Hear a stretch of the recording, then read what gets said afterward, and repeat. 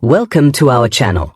Before we get started, please consider liking and subscribing so we can bring more stories like this to you. Harmony Glades. A place for everything and everything in its place. Agnes Miller clipped a withered bloom from a rose bush, her movements precise, almost surgical. Each cut was a deliberate assertion of control in a world that felt increasingly capricious. The knockout roses, flaunting their scarlet hues, were her darlings, cultivated to perfection within Harmony Glades HOA regulations. The approved variety, spacing just so, a 3-inch blanket of cedar mulch, and never, ever a stray tendril beyond the designated parameters. Harold, her late husband, used to playfully chide her about her rigid adherence to the rules, but without him, they were her anchor, a steadying framework in the turbulent sea of grief. She surveyed her work, head cocked at a single audacious petunia. A pop of purple, peeked from beneath a salvia at Agnes's brow, furrowed at a blatant infraction. She plucked it free, its fragile roots yielding easily, and dropped it into her trug. Harmony Glades prized order above all else. That was its allure, its essence, its home. The grinding gears of a moving truck shattered the morning stillness. Agnes peered over the immaculate hedge bordering her property and the long vacant lot beside it. Finally, someone was taking up residence in that eyesore of a house. She straightened, smoothing her floral dress, her heart aflutter. New arrivals, that meant introductions, gentle reminders of the community bylaws, and an unspoken expectation to uphold established norms. The truck was emptied with impressive speed. Young men, all brawn and briskness, ferried cartons into the house. Agnes observed, a tremor of disquiet tickling her spine. They were not the typical denizens of Harmony Glades. Then she saw it. A riotous rainbow flag, snapping in the gentle breeze. It was being hoisted onto the flagpole on the front porch. Agnes gasped. The display was so brazen, so unnecessary. Her grip on the gardening shears tightened, knuckles bone white.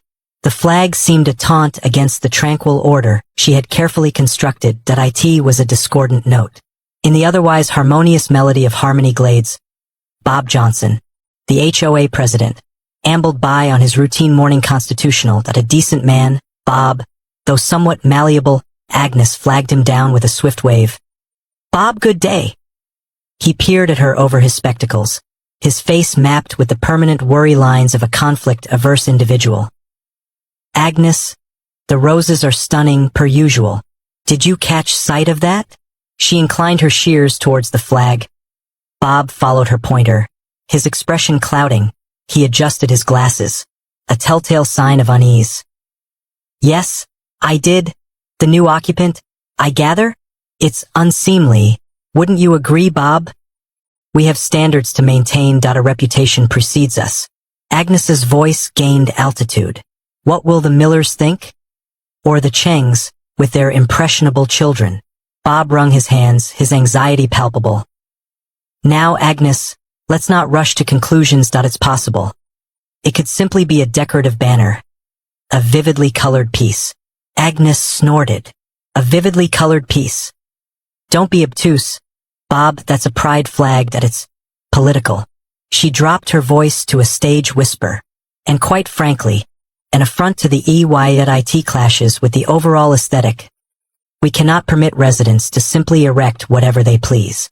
Bob swallowed, his Adam's apple bobbing. "I'm uncertain, Agnes, that we've not encountered this scenario previously. I will need to consult the regulations. I'm unsure whether flag displays are explicitly addressed."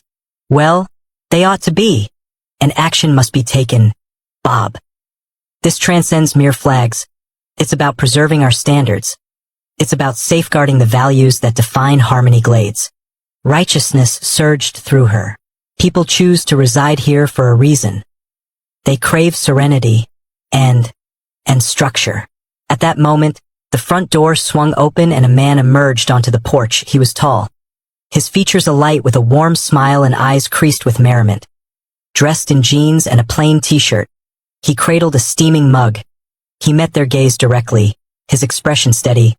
"Good morning," he called, his voice carrying over the groomed lawns. "I'm David Rodriguez, the new neighbor, and you are?" Agnes recoiled slightly, caught off guard by his directness. Bob stammered, "I'm Bob Johnson, HOA president, and this is Agnes Miller. Welcome to Harmony Glades. David's smile held firm, though Agnes thought she glimpsed a flicker of something else, amusement, perhaps. Thank you, Bob. Agnes, I anticipate getting to know you all. I trust my decorations aren't causing any consternation. He glanced pointedly at the pride flag, its colors bold against the cerulean canvas. Agnes tightened her lips. We simply wish to ensure adherence to community guidelines, Mr. Rodriguez. Of course, David responded evenly. Wouldn't want to upset the equilibrium. He sipped his coffee, his gaze lingering on Agnes.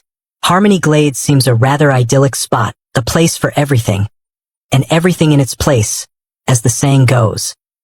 His words, though ostensibly amiable, felt like a gauntlet.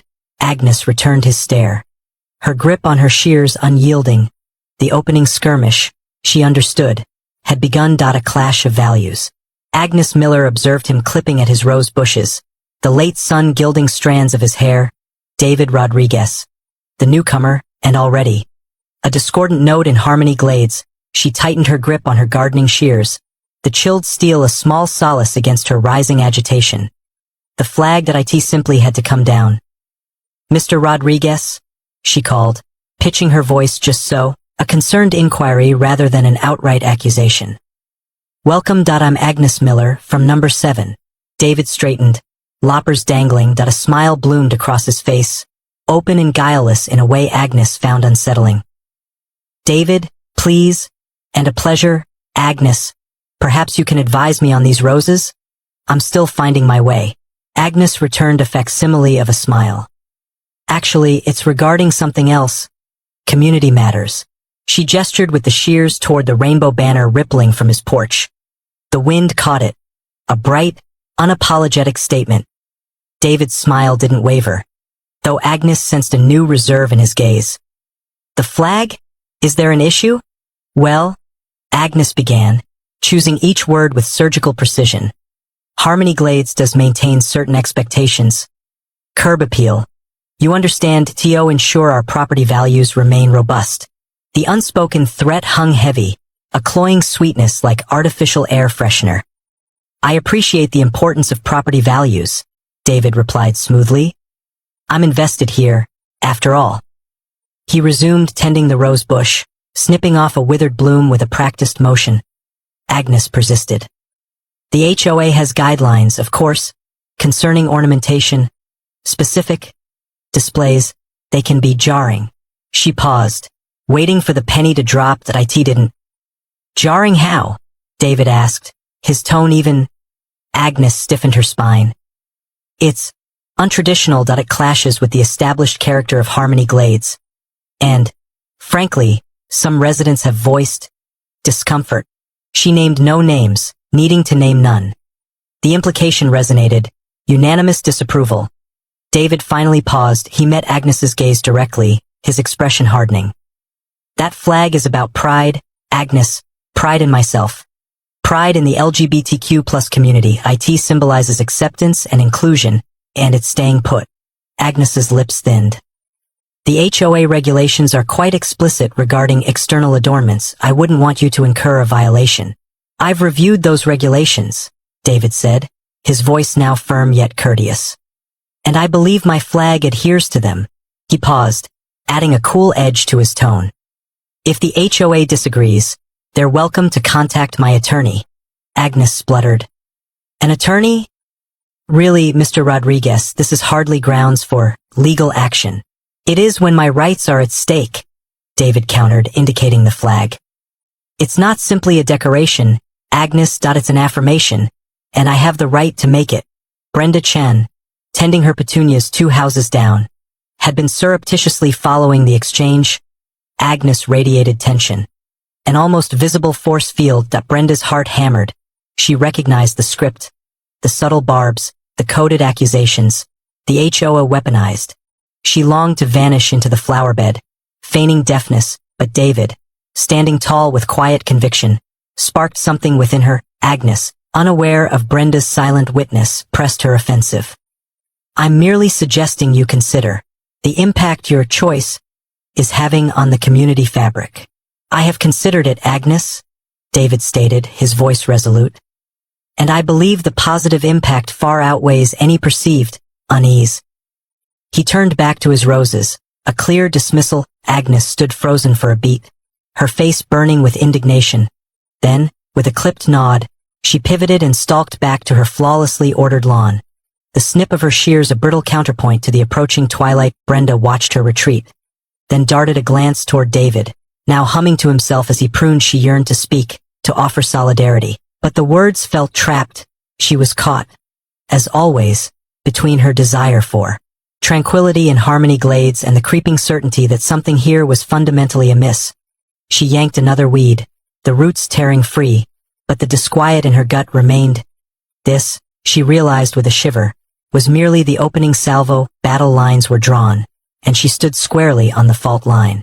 Under cover of darkness, Agnes Miller stood at her kitchen window, the floral curtains doing little to soften the harsh glare of the security light next door. David's rainbow flag rippled in the artificial wind, a defiant splash of color against the muted greens and browns of the suburban landscape. It mocked her. Sleep had evaded her for days. Each time she closed her eyes, all she saw was that flag, a symbol of, well, of everything that was wrong with the world. She told herself it wasn't hate, and oh, it was about decency, about upholding the values this community was built upon. Values that were eroding, she feared, one rainbow stripe at a time. A battle raged within her. The Agnes who volunteered at the church bake sale, the Agnes who sent get-well cards to neighbors with the flu, recoiled at the thought of doing something dishonest. But the other Agnes, the one who felt a fierce protectiveness over her grandchildren and an unshakable belief in her own moral compass, argued that some things were worth fighting for, even if it meant bending the rules. She glanced at the clock on the microwave. 2:17 a.m. Everyone would be asleep. The thought sent a shiver of something akin to excitement down her spine. It was now or never. She pulled on her oldest gardening clothes, a shapeless olive green jacket and a pair of well-worn boots. She grabbed a pair of heavy-duty pruning shears from the garage, their metal blades glinting ominously in the dim light. Her hands trembled, but she pressed on, driven by a potent cocktail of righteous indignation and simmering resentment. Outside, the air was cool and damp, carrying the scent of freshly cut grass and something else, something vaguely metallic. The moon was hidden behind a thick blanket of clouds, casting long, distorted shadows that danced around her as she crept along the edge of her property. She reached the property line and hesitated, her heart hammering against her ribs. This was it. There was still time to turn back, to pretend she hadn't considered this insane act, but the sight of the flag, still waving its brightly colored challenge, hardened her resolve. Agnes slipped through the gap in the hedge and onto David's property. The grass was wet beneath her feet, and she felt a pang of guilt as she trampled over his carefully manicured lawn. She told herself he deserved it. He had brought this on himself. As she approached the flagpole, she heard a sound, a soft rustling from across the street. She froze, her breath catching in her throat. Had someone seen her? She peered into the darkness, trying to make out any movement. Across the street, behind the drawn curtains of the Sanchez house, Maria Sanchez watched. She had been unable to sleep, the hum of anxiety a constant companion these days from her bedroom window. She saw Agnes Miller, a dark figure lurking in David's yard. Maria recognized the olive green jacket. The way Agnes hunched her shoulders, she saw Agnes reach the flagpole, raise the shears, and with a vicious snip, sever the rope holding the flag aloft. The rainbow banner crumpled to the ground, a heap of vibrant colors swallowed by the darkness. Maria gasped, her hand flying to her mouth. She wanted to shout, to run outside and stop Agnes, but fear paralyzed her. Fear of Agnes, fear of the repercussions, fear of drawing attention to herself and her family. Instead, she watched helplessly as Agnes, her face obscured by shadows, gathered the fallen flag and stuffed it into a large garbage bag she'd been carrying. Then, she hurried back, across the lawn, disappearing into the darkness of her own yard. Maria sank back against the headboard, her heart pounding. She wanted to call David, to warn him, but she was too afraid. She knew what Agnes was capable of. She had seen the way Agnes looked at her children, the thinly veiled disdain in her eyes. Down the street, Agnes Miller stood in her garage, the garbage bag containing the mangled flag heavy in her hands. She felt a strange sense of triumph, a fleeting moment of satisfaction. But as she looked at the bag, a wave of nausea washed over her. What had she done? She slammed the garage door shut, plunging herself into darkness. The image of the flag, tattered and torn, was burned into her mind. Sleep, she knew, would be even harder to come by tonight. Evidence and escalation. The sharp crack of the flagpole against the siding jolted David awake. More than any alarm that it wasn't the sight of the leaning pole that registered first, but that distinct report, like splintering wood. He'd been scrambling to make a conference call, his coffee threatening to spill over the lip of his travel mug. The sound, though, froze him mid-stride. Carefully, he placed the mug on the porch railing, the soft chime of ceramic against the iron a stark contrast to the earlier violence, and moved into the yard. There, on the dewy lawn, lay the flag. It wasn't simply askew. It had been brutalized, torn as if by a vicious animal, its bright hues smeared with grime. A wave of sick anger, more potent than he anticipated, clenched his gut. This wasn't mere fabric. It represented something, a belief, an extension of himself, and someone had deliberately desecrated it. The morning devolved into a slow burn of indignation.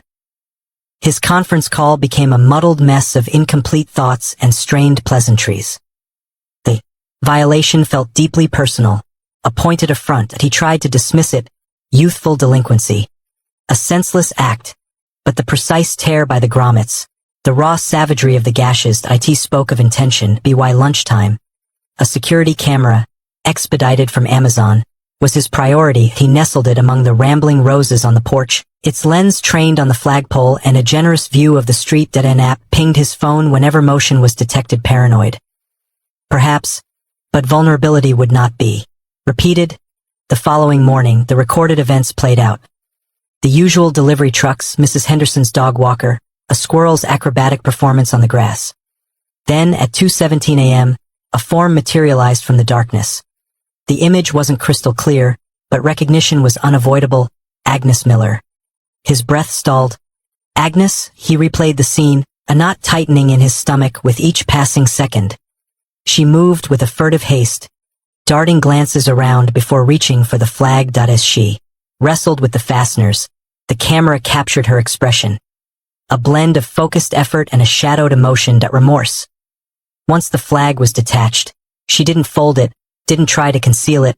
Instead, she attacked it with a raw fury that stunned him. Then, just as quickly, she vanished into the night. A complex tangle of feelings constricted him.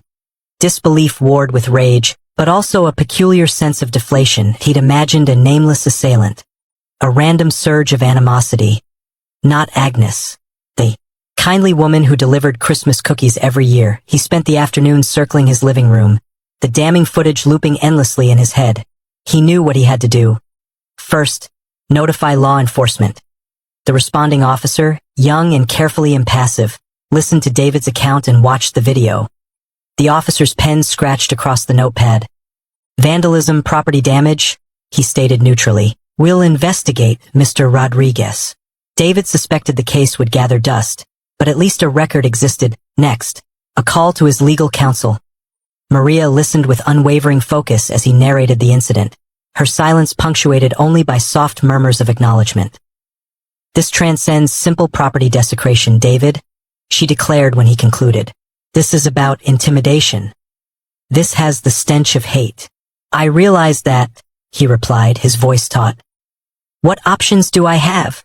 We can pursue a civil suit, claiming damages for the emotional distress and the physical damage. We can also explore the possibility of hate crime charges, though that decision rests with the DA. And, she added, a subtle edge entering her tone, we can dissect the HOA bylaws, see if we can find any leverage there. The final sentence hung pregnant with implication that he knew what Maria suggested. He'd been hesitant to escalate, reticent to provoke further. But Agnes's actions had crossed a threshold. That it wasn't solely about a flag any longer. That it had become a matter of principle. Let's pursue everything, Maria, he affirmed, his voice hardening. Let's see what we unearth. Cease and desist. The cream envelope, weighty in her hand, seemed to pulse with ill tidings. Agnes Miller's gaze narrowed on the starkly printed return address. Rodriguez and Klein, attorneys at law. A world apart from the graceful calligraphy of her usual correspondence. A chill, viscous dread settled in her gut. She ripped the envelope open, a tad too aggressively, causing a slight tear in the high-quality paper within. A blizzard of legal pronouncements accused her of transgressions. Trespassing, property, defacement, rights violations. The letter meticulously chronicled the prior week's events, citing the calculated destruction of a rainbow banner, as if it were a national treasure. The final paragraph, a hammer blow, demanded an immediate cessation of all harassing and intimidating activities, with the ominous promise of escalated legal measures should she defy. A wave of outrage, hot and fierce, surged through Agnes, momentarily stealing her breath. Harassment? Intimidation? The gall. David Rodriguez, with his ostentation, was the one assaulting the sensibilities of the neighborhood with his lifestyle. The letter crumpled in her grip, the fine paper protesting under the force of her emotions. It felt like a deliberate insult, dressed up in legal finery. Her initial fury began to coalesce into a cold, strategic anger. This had to be stopped, decisively. David Rodriguez wouldn't be permitted to redefine the values of their community, and he clearly believed he could strong-arm them into acquiescence with his expensive lawyers and his garish flag. She smoothed the wrinkled missive, the creases now permanent badges of her initial disquiet. First, Bob Johnson. HOA president, and a man who prized tranquility above all else. This legal escalation would undoubtedly send him into a tailspin. She located Bob amidst his prize-winning rose bushes, snipping away spent blossoms with meticulous care. "Bob, dear," she purred, approaching with a practiced, persuasive smile. "I'm afraid I have something rather distressing to discuss." Bob straightened, a furrow appearing on his brow. "Agnes? What is it?" "I was just about to administer the—" "It concerns David Rodriguez," she interjected, carefully pitching her voice to convey profound unease. "He sent me a positively menacing letter, accusing me of the most outlandish things." She brandished the cease and desist, ensuring the imposing law firm's letterhead was prominently displayed. Bob accepted the document gingerly, his complexion losing some of its color as he absorbed the legal jargon. "Goodness gracious, Agnes. What on earth is happening?" "He's attempting to bully me, Bob. Simply because I voiced my reservations regarding his decorations." She deliberately omitted mention of the rainbow flag, allowing Bob's own discomfort to paint the picture. "He seems to think he can waltz in here and flaunt things, and that we're all obliged to simply accept it. And now this, a legal threat." Bob wrung his hands, his usual amiable nature replaced by palpable agitation. "This is dreadful, Agnes. Truly dreadful that we can't have this sort of disharmony in the area." "Precisely. My sentiments exactly. That we must take action. Bob, we must demonstrate that we will not be intimidated, that we have established boundaries here." She lowered her voice, leaning in conspiratorially. "I was contemplating calling a gathering. To deliberate on this situation. To ensure everyone is on the same page." Bob's Adam's apple visibly strained. "A meeting? Agnes, are you certain that's prudent? Couldn't we perhaps engage in dialogue with him? Seek mediation?" Agnes gave a small, dismissive scoff that sliced through the peaceful air of the garden. "Mediate? After this blatant provocation? He has drawn a line in the sand. Bob. We must retaliate, for the good of the entire neighborhood." Bob hesitated, clearly conflicted between his yearning for serenity and his apprehension of Agnes's displeasure. Agnes seized her opportunity. "Consider the children, Bob. The example we set if we permit him to carry on unchecked. The children. The trump card. Bob's expression hardened subtly. "Very well, Agnes. Very well. I shall assist you in organizing the assembly. But let's endeavor to maintain a cordial atmosphere, shall we?" Agnes's face lit up, her smile a sharp, triumphant blade. "Naturally, Bob. Cordial. But steadfast." She ran through her roster of supporters in her mind, already plotting her strategy. David Rodriguez might be under the illusion he held the upper hand through legal means, but Agnes Miller possessed something far more potent. The unwavering backing of a community resolved to preserve its traditions. And she knew precisely how to harness that power. The HOA under fire. The staccato beat of David's typing broke the library's hush that on his screen. HOA regulations glowed an angry yellow, each highlighted clause a brick in the wall of his brewing fury. He transferred the pertinent sections into his complaint. His fingers a blur as he recounted the escalating conflict ignited by Agnes Miller's thinly veiled barbs and culminating in her cease and desist order concerning his rainbow flag. Every instance of her harassment, each pointed comment about community standards and proper decorum, found its place in the document. He added photographs. The flag, a vibrant declaration against the backdrop of his meticulously kept lawn. A splash of joyous color against the muted palette of conformity. With a decisive click, he submitted the digital salvo. 3 days later, the HOA assembled in the Johnsons' airless living room. Bob Johnson, perpetually damp, tugged at his collar. All right, let's tackle this Rodriguez business. First up, the complaint. He flipped through the pages with palpable reluctance. All this fuss over a bit of fabric seems a tad exaggerated. Agnes Miller, perched rigidly on a floral settee, huffed. Exaggerated? He's offending the sensibilities of us all. It's an abomination, pure and simple. Her tone dripped with honeyed contempt. She had chosen her attire with care. The floral print a deceptively gentle facade. Brenda Chen, usually reticent, shifted in her chair. Perhaps we should hear him out, Bob.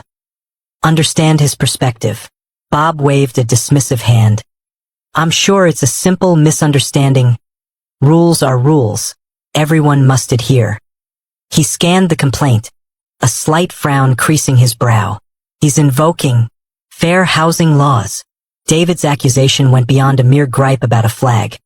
It was a meticulously crafted legal argument. He had carefully dissected how several articles within the HOA's guiding document, those addressing moral conduct, community aesthetics, and conduct unbecoming, were easily twisted into discriminatory instruments, targeting LGBTQ+ members and other minorities.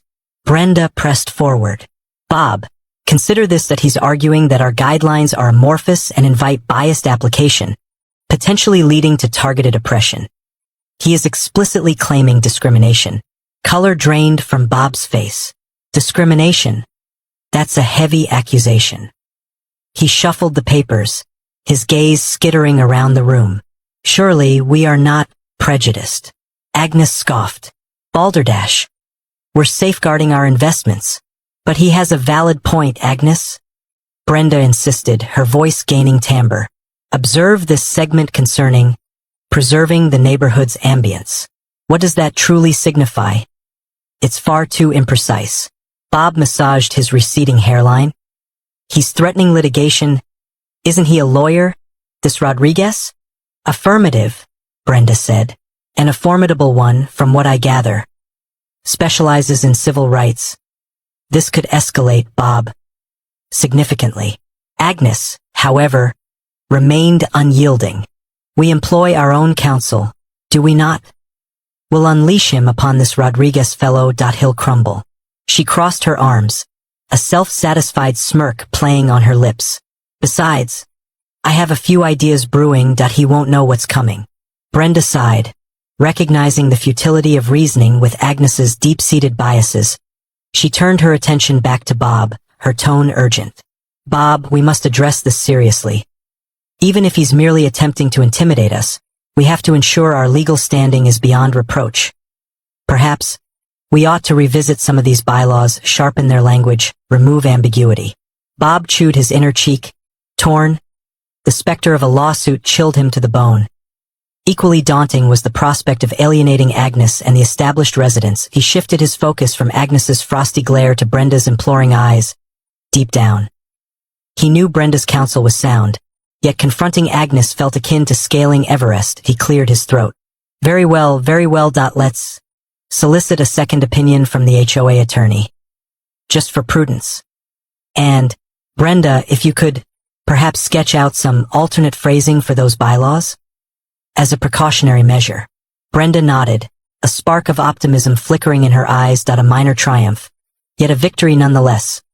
The battle for Harmony Glade had only just commenced.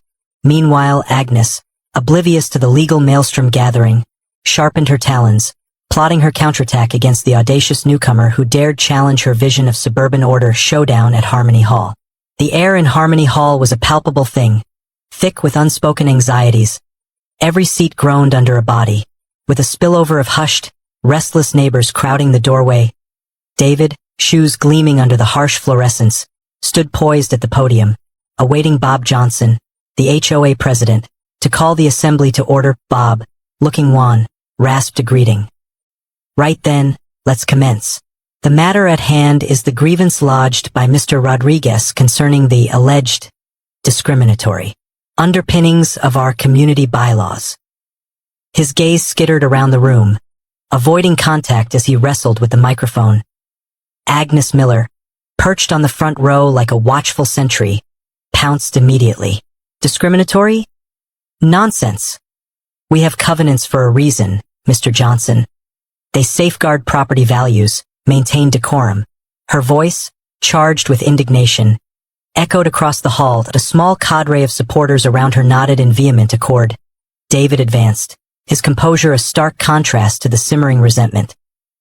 Mrs. Miller, with all due respect, some rules are designed to exclude, not protect, the ambiguous nature of the acceptable displays bylaw, for example, renders it a potential weapon that's been deployed against my pride flag, but could just as readily target a religious emblem, a political statement, or even an unconventional color on your facade. A low rumble of conversation spread through the room. Agnes snorted. Preposterous! No one is stopping anyone from painting their house. We simply object to ostentatious displays, degrading the neighborhood's character. Brenda Chun, seated a few rows back, raised a hand. Agnes, that is precisely David's contention. Ostentatious is subjective. What you deem unsightly, another might perceive as beautiful or significant. These bylaws demand revision to ensure clarity and prevent biased interpretations. The debate escalated, a rapid exchange of accusations and justifications.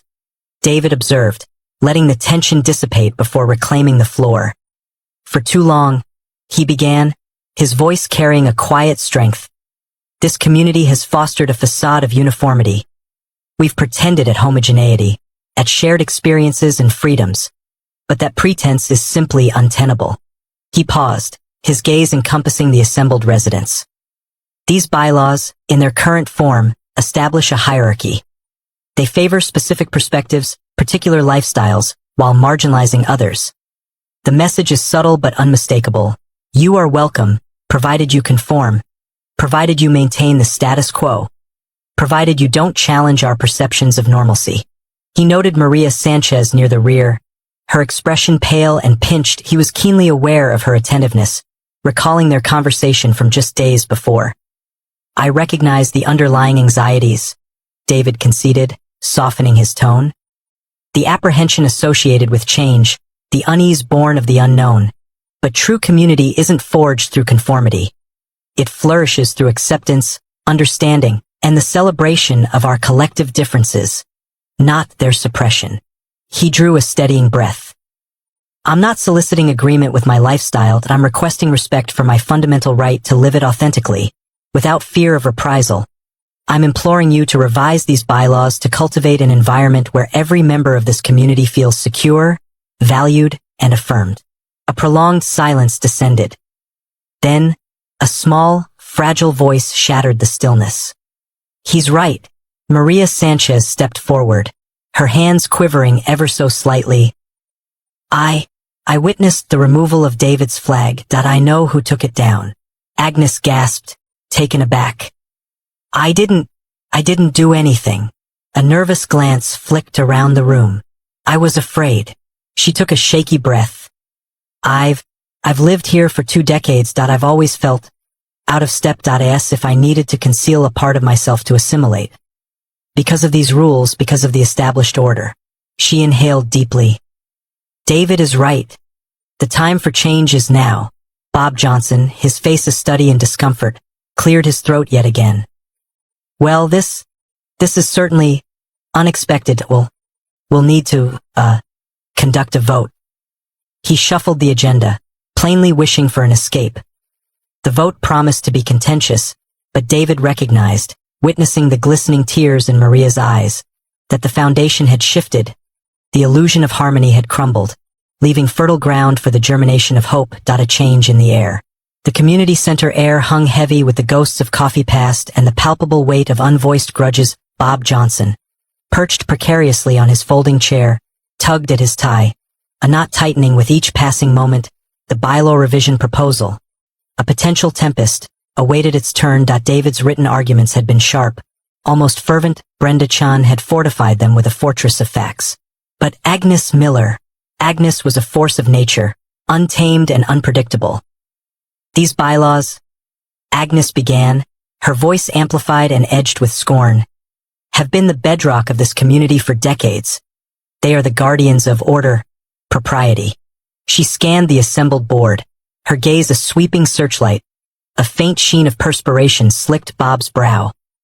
Diluting our standards, she declared, will only usher in disruptive elements. A ripple of unease pulsed through the room.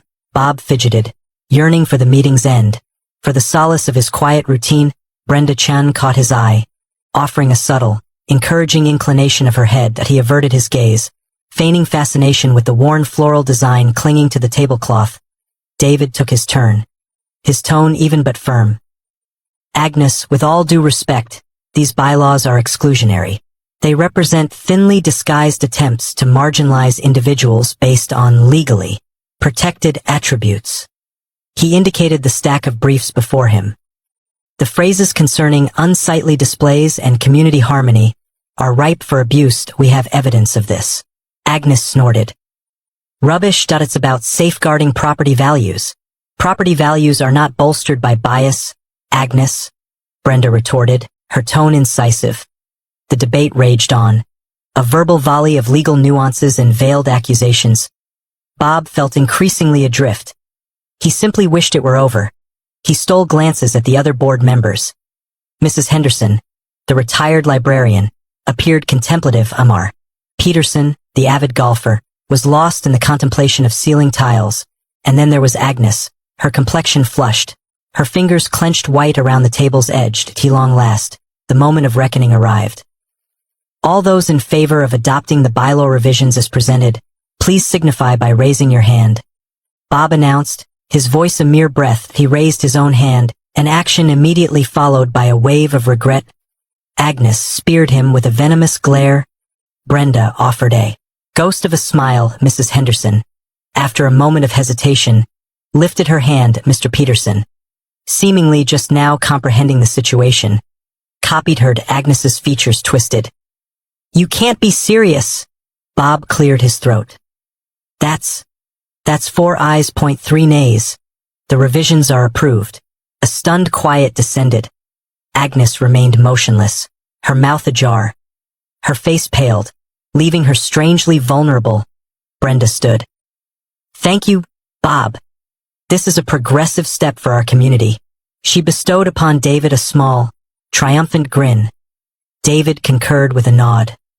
Indeed, Agnes slammed her fist on the table, sending ripples through the water glasses.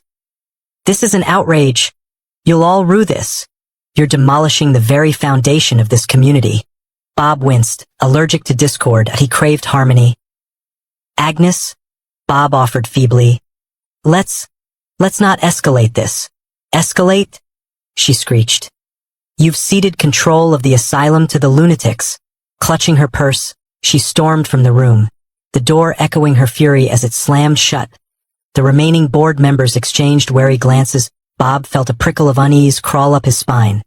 He had just crossed Agnes Miller. His life, he suspected, was about to take an unpredictable turn. He could almost hear the meticulous hum of the HOA's machinery sputtering and faltering, replaced by the discordant racket of something new and uncharted. The atmosphere, once heavy with unspoken rules and subdued compliance, now pulsed with a raw, anxious energy. A sea change had occurred, and Bob wasn't entirely certain he appreciated the scent on the air. A new harmony. Agnes stared at the cracked porcelain doll on her mantelpiece, its painted smile a mockery of her current mood. The beige walls of her living room, once a sanctuary of predictable order, now felt like they were closing in. The HOA meeting replayed in her mind. A torturous loop of Brenda's smug face, David's calm, unwavering gaze, and the crushing weight of the vote against her. Against everything she stood for. She'd spent the afternoon ripping out her prize-winning petunias, their vibrant hues, now offensive in their cheerfulness. Each yank was a small act of defiance, a futile attempt to reclaim some control. The earth clung to her gardening gloves, a gritty reminder of her failure. The phone rang, a shrill intrusion. She almost didn't answer, but the persistent ringing chipped away at her resolve. It was Mildred, her voice a thin, reedy whine. "Agnes, dear, are you all right? I heard, well, you know?" Agnes sighed. "Yes, Mildred, I know. Everyone knows. It's just, well, I always thought you were doing what was best for Harmony Glades. And wasn't I?" Agnes snapped, her voice sharper than she intended. "Wasn't I protecting our way of life? Our standards?" Mildred stammered. "Of course, dear. But times are changing, Agnes. Maybe we need to change with them." The line went dead. Agnes slammed the receiver down. It was a virus, infecting everything she held dear. Later that evening, as the sun dipped below the horizon, casting long, melancholic shadows across her lawn, Agnes found herself drawn to the community bulletin board. It was usually a source of irritation, cluttered with notices for yoga classes and neighborhood watch meetings. But tonight, a new poster caught her in bold. Rainbow-colored letters. It announced the establishment of the Harmony Glades LGBTQ+ Support Fund, spearheaded by David Rodriguez. Agnes's stomach churned. At a fund to encourage that kind of thing? Below the announcement, a smaller note detailed the fund's purpose: to provide resources and support for LGBTQ+ residents and their families, and to promote inclusivity and understanding within the community. A website address and donation information were listed. Agnes recoiled, but a strange curiosity held her captive. She found herself walking back to her house, her gaze lingering on the poster. Across town, David sat at his laptop, a weary but satisfied smile on his face. The support fund was up and running, donations already trickling in. He'd spent the day fielding calls and emails from well-wishers, both inside and outside Harmony Glades. The energy was palpable, a wave of positive momentum he hadn't anticipated. He knew it wouldn't be easy. Changing hearts and minds took time, and there would undoubtedly be resistance. But he was committed to creating a safe and welcoming space for everyone in Harmony Glades, a place where differences were celebrated, not condemned. Meanwhile, Brenda, Chan, and Sarah, the young architect who lived down the street, were huddled over a table laden with flyers and brochures in Brenda's sun-drenched kitchen. They were planning a community picnic, a Harmony in the Glades, event designed to celebrate diversity and foster understanding. "We need something that's fun and inclusive," Sarah said, tapping a pen against her chin. "Something that will get people talking to each other." Brenda nodded, her eyes gleaming. "A potluck. Everyone brings a dish that represents their heritage or family traditions. We can have music, games, maybe even a storytelling session." They worked late into the night, fueled by enthusiasm and a shared vision for a more inclusive Harmony Glades. Brenda had ordered rainbow flags and banners, ready to decorate the park with symbols of acceptance and pride. Back in her beige living room, Agnes flicked off the lamp, plunging the room into darkness. She couldn't shake the image of the rainbow-colored poster from her mind. She felt a strange stirring, a flicker of something she couldn't quite name. Was it resentment? Fear? Or something else entirely? Something akin to curiosity? The cracked porcelain doll on the mantelpiece seemed to stare back at her in the darkness, its painted smile still mocking, but now, perhaps, a little less judgmental. As Agnes drifted off to sleep, a single word echoed in her mind. Harmony. But what did it truly mean? And was it possible to find a new harmony, one that embraced the very things she had fought so hard to keep out?